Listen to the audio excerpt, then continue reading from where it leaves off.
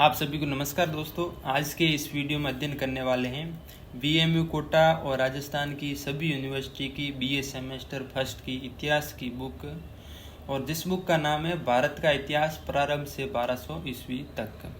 अगर आपने बीएमयू कोटा में एडमिशन लिया है तो आपकी इस बुक का कोड है HI01। और आज के इस वीडियो में हम अध्ययन करने वाले हैं इस बुक का अध्याय 5, और जिस अध्याय का नाम है भारत में लौह एवं महापाषाण युगीन संस्कृतियाँ। इस वीडियो में इस पाठ के पाठसार और महत्वपूर्ण प्रश्न पढ़ने वाले हैं। तो चलिए शुरू करते हैं आज के इस वीडियो को। अपना अध्याय भारत में लौह एवं महापाषाण युगीन संस्कृतियाँ। सबसे पहले शॉर्ट रूप में हम इस अध्याय का पाठसार को पढ़ लेते हैं। भारत में लौह एवं महापाषाण युगीन संस्कृतियाँ एक महत्वपूर्ण काल था जो भारतीय उपमहाद्वीप में सभ्यता के विकास में महत्वपूर्ण भूमिका निभाता है। इस काल में लौह धातु का उपयोग शुरू हुआ और महापाषाणिक संरचनाओं का निर्माण हुआ जो मृतकों को दफनाने के लिए उपयोग की जाती थी। लौह युग भारतीय उपमहाद्वीप में एक कांस्य युग के बाद आया। इस युग में लौह धातु का व्यापक उपयोग शुरू हुआ जिससे कृषि, युद्ध और निर्माण में क्रांति आई। आपको याद रखना है कि लौह युग की शुरुआत हुई वो कांस्य युग के बाद शुरुआत हुई, और इस युग में लौह धातु का व्यापक उपयोग शुरू हुआ था जिससे कृषि, युद्ध, निर्माण में क्रांति आई। उत्तरी भारत में चित्रित धूसर मर्दबाड़ संस्कृति और उत्तरी काले पोलिस वाले मर्दबाड़ संस्कृति लौह युग से जुड़ी प्रमुख पुरातात्विक संस्कृतियाँ थी। गंगा के मैदान में लौह प्रौद्योगिकी के उपयोग ने शहरीकरण, कृषि विकास में महत्वपूर्ण भूमिका निभाई। इस काल के अंत में मौर्य साम्राज्य का उदय हुआ और जो भारत के इतिहास का एक महत्वपूर्ण मोड़ था। लौह युग आया वो कांस्य युग के बाद आया, और इस युग के अंत में मौर्य साम्राज्य का उदय हुआ, ये आपको ध्यान रखना है।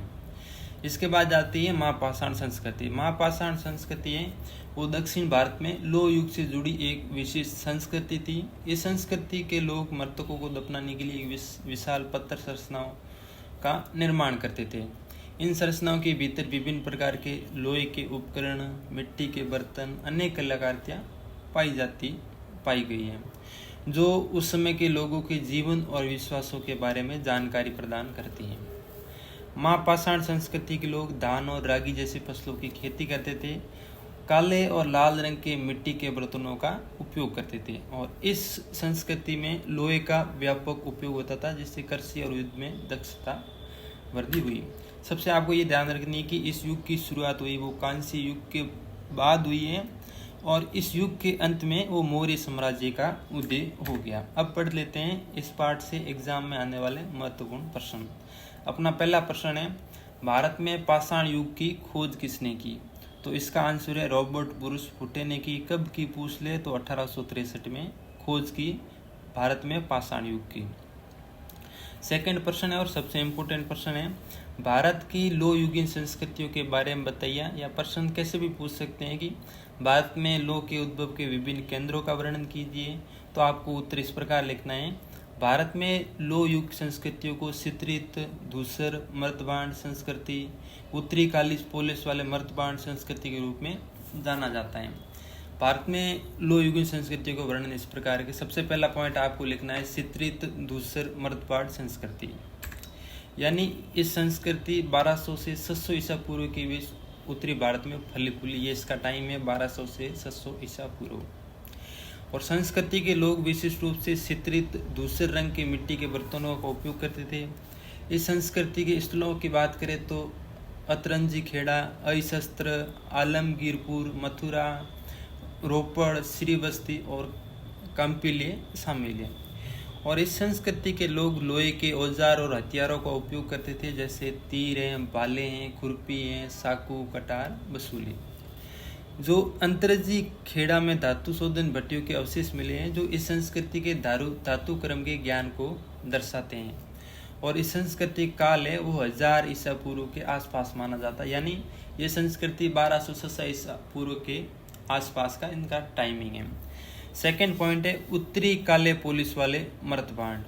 ये संस्कृति 700 से 200 ईसा पूर्व के बीच उत्तरी भारत में फली फूली, और इस संस्कृति के लोग उत्तम गुणवत्ता वाले चमकदार और काले रंग के मिट्टी के बर्तनों का उपयोग करते थे।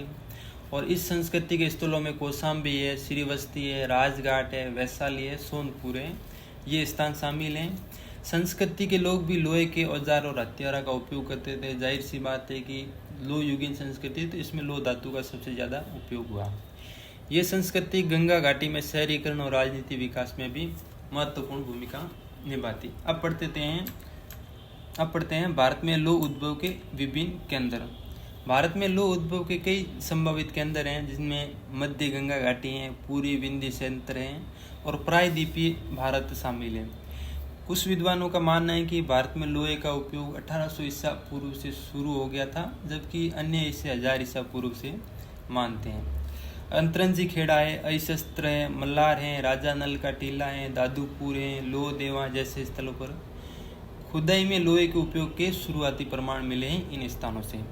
और दक्षिण भारत में आदिसलपुर जैसे स्थलों पर भी लोहे के औजारों और हथियारों की खोज हुई। ये है आज का अपना छोटा सा टॉपिक। अगर वीडियो अच्छा लगा है तो लाइक शेयर सब्सक्राइब जरूर करें। आगे भी इसी तरह के हर अध्याय के महत्वपूर्ण प्रश्नों के वीडियो आपको मिलते रहेंगे। धन्यवाद।